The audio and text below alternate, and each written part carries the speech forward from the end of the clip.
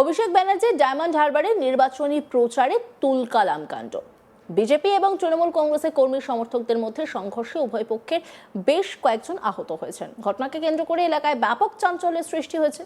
পরিস্থিতি নিয়ন্ত্রণে আনতে ঘটনাস্থলে পৌঁছায় পুলিশ। পরে আহতদের ডায়মন্ড হারবার জেলা হাসপাতালে ভর্তি করা হয়। স্থানীয় সূত্রে জানা গিয়েছে, বৃহস্পতিবার বিকেলে বিজেপি প্রার্থী দীপক হালদারের সমর্থনে 6 নম্বর ওয়ার্ডে নির্বাচনী প্রচার কর্মসূচি নেওয়া হয়। অভিযোগ, সেই প্রচারে বাধা দেয় তৃণমূল কর্মী সমর্থকেরা। এই ঘটনাকে কেন্দ্র করে প্রথমে বচসা শুরু হয়, যা দ্রুত হাতাহাতি ও ধস্তাধস্তিতে রূপ নেয়। মুহূর্তের মধ্যে পরিস্থিতি উত্তপ্ত হয়ে ওঠে এবং দুই পক্ষের মধ্যে ব্যাপক গন্ডগোল বাধে। সংঘর্ষে উভয় পক্ষেরই বেশ কয়েকজন আহত হন। আহতদের উদ্ধার করে তড়িঘড়ি ডায়মন্ড হারবার জেলা হাসপাতালে নিয়ে যাওয়া হয়। বর্তমানে তাদের চিকিৎসা চলছে। এই ঘটনার পর এলাকায় আতঙ্কের পরিবেশ তৈরি হয়েছে।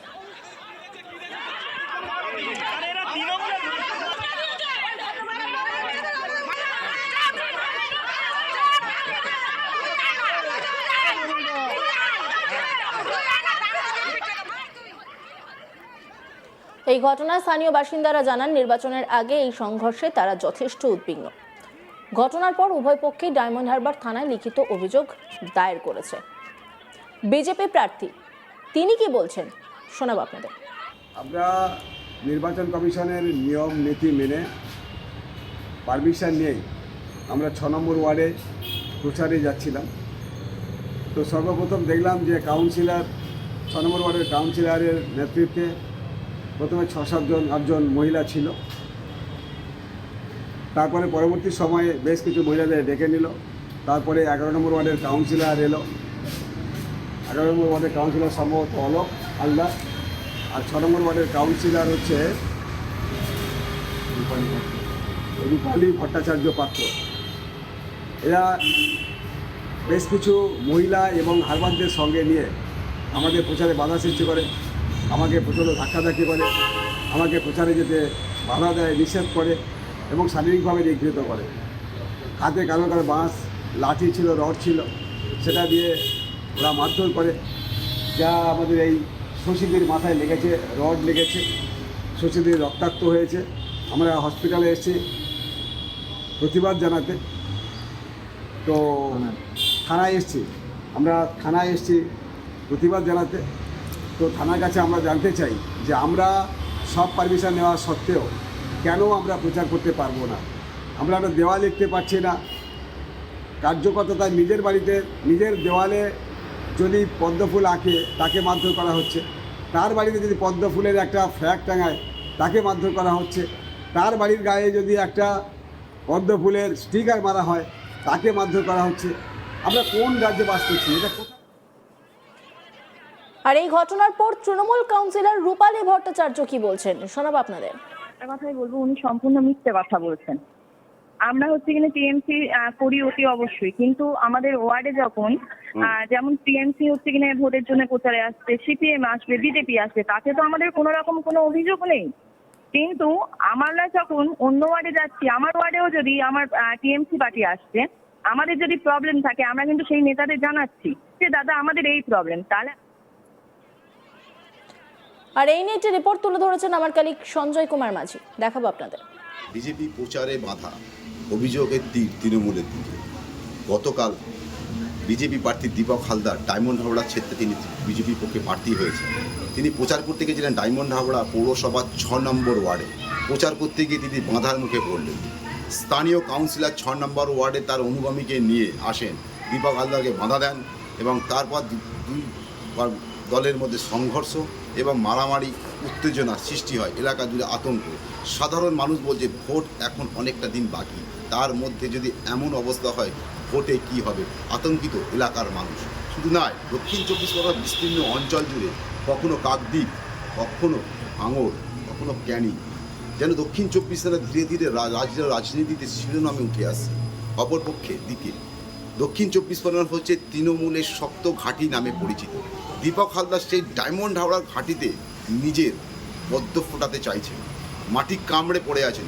সকালেও তিনি পথ অবরোধ করেছিলেন। তার অভিযোগ যে তৃণমূল আশ্রিত গুন্ডা বহিরাগত এনে তাকে বারবার হেনস্থ করা হচ্ছে। শুধু তাই নয়, তাকে প্রচারে বাধা দেওয়া হচ্ছে। 6 নম্বর ওয়ার্ডের কাউন্সিলরের বিরুদ্ধে তিনি সরাসরি আঙুল লাগছেন। তিনি বলছেন তিনি আবার অন্য কাউন্সিলরের ফোন করছেন এবং করে তাদের আরও আনছেন। প্রথমে কিছু মহিলা আসেন, হাতে ছিল রড লাঠি নিয়ে। তারপর তিনি বলেন যে তাদের উপরে চড়া হয়, আমরা শান্তিপূর্ণভাবে প্রচার সেরে চলে যেতে চাইছিলাম, কিন্তু কর্মীদের উদ্দেশ্যে কটূক্ত করা করে। ধীরে ধীরে ঘটনার সূত্রপাত ধরে, ধীরে ধীরে উত্তপ্ত বাড়ে, দুই দলের মধ্যে সংঘর্ষ হয়, হাতাহাতি হয়, আহত হয়।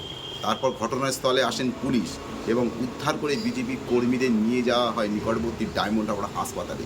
চিকিৎসক তাদের চিকিৎসা করে। দুই দলেরই কর্মীরা আহত হয় এই ঘটনায়। দীপক হালদার আরও প্রতিবাদ করেন।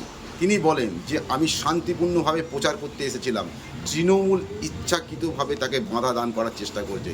কিন্তু প্রশ্ন করছেন সাধারণ মানুষ, ভোটে রাজনীতি হার জিত লড়াই আছে, ভোটে এত শক্ত নির্বাচন কমিশন, কেন্দ্র বাহিনী এত আগে মোতায়েন করা হয়েছে, তার সত্ত্বেও কেন বারবার এই সংঘর্ষ হচ্ছে? সাধারণ মানুষের মধ্যে আতঙ্ক পরিবেশ তৈরি করার চেষ্টা করছে তৃণমূল পক্ষ থেকে, এমনটাই অভিযোগ করছে দীপক হালদার। দীপক হালদার তিনি আরও জানাচ্ছেন, তৃণমূলে আশ্রিত গুন্ডারা ইচ্ছাকৃতভাবে তাকে যাতে প্রচার না করতে পারেন সেদিকে তাকে জোর দিচ্ছেন।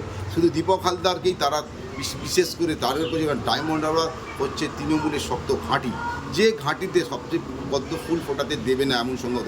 কিন্তু সাধারণ মানুষ তৃণমূলের থেকে মুখ ঘুরিয়ে নিয়েছেন।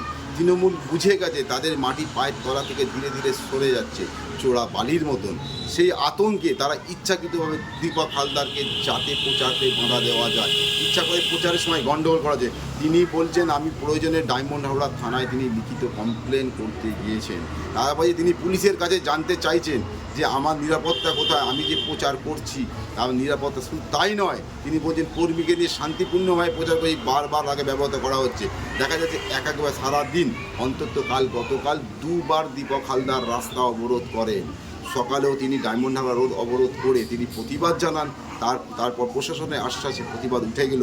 বিকেলে আবার তিনি যখন প্রচারে করতে ডায়মন্ড হারবার 6 নম্বর ওয়ার্ডকে বেছে নিয়েছিলেন, সেখানেও তিনি অভিযোগ করছেন একটা কর্মী তার বাড়ির সামনে যদি পদ্ম ফুল চিহ্ন একটা ঝান্ডা লাগায়, তাতে তৃণমূলে আশ্রিত গুন্ডাদের রাগ কোথায়? তারা নিজের ইচ্ছায় স্বেচ্ছায় ভারতীয় জনতা পার্টি লাগাচ্ছে, তাকে লাগাতে দেওয়া হচ্ছে না কেন? একাধিক অভিযোগ। এদিকে যেমন বলছেন প্রশাসনের সূত্র থেকে যেটা আমরা জানতে পারছি, তারা বলছে শান্তিপূর্ণ মিছিল হচ্ছে, দুই দলের মধ্যে কর্মীদের মধ্যে কটূক্তি করাকে কেন্দ্র করে এই অশান্তি ছড়ায় প্রশাসনের পক্ষে। কিন্তু আবার দেখা যায় আহতদের যারা প্রশাসন তৎপরের সঙ্গে তাদের নিয়ে যায় ডায়মন্ড হারবার হাসপাতালে। দুই দলের কর্মীদের আহত হন, তাদের চিকিৎসা করে, প্রাথমিক চিকিৎসা করে তাদের ছেড়ে দেওয়া হয়। কিন্তু সাধারণ মানুষ বলছেন এসআইআরের গঠন করা হয়েছে, নির্বাচন কমিশন এত ফোর্স পাঠিয়েছেন, ডায়মন্ড হাওড়া পুলিশ জেলার অন্তর্গত, ডায়মন্ড হাওড়া থানার অন্তর্গত কাছাকাছি, তাহলে এত অশান্তি হচ্ছে কেন? আর বহিরাগত কারা আসছেন, কেন অশান্তি করা হচ্ছে, কেন ডায়মন্ড হাওড়াকে উত্তপ্ত করা হচ্ছে? কার উংলি হেলনে এ কাজ হচ্ছে? সাধারণ মানুষ ক্যামেরার সামনে বলতে না চাইলেও তারা বেশ যথেষ্টই আতঙ্কিত, কারণ ডায়মন্ড হাওড়া বারবার শিরোনামে উঠে আসে দীপক হালদারকে কেন্দ্র করে। দীপক হালদার ডায়মন্ড হাওড়ার ভূমিপুত্র, তিনি বলছেন যে 100% তিনি ডায়মন্ড হাওড়ায় পদ্ম ফুল ফোটাবেন। সাধারণ মানুষ তার দিকে আছে, তৃণমূলের প্রতি সাধারণ মানুষ মুখ ঘুরিয়ে নিয়েছে। শুধু এখানেই নয়, তৃণমূলের পক্ষ থেকে বলা হচ্ছে যে দীপক হালদার কে মানুষ পছন্দ করে না, কর্মী ওনাদের সঙ্গে নেই, বিজেপি কর্মীদের মধ্যে একতা নেই, সমঝোতা নেই। তিনি প্রচার আলোতে আসার জন্য নিজে থেকেই গণ্ডগোল করছেন।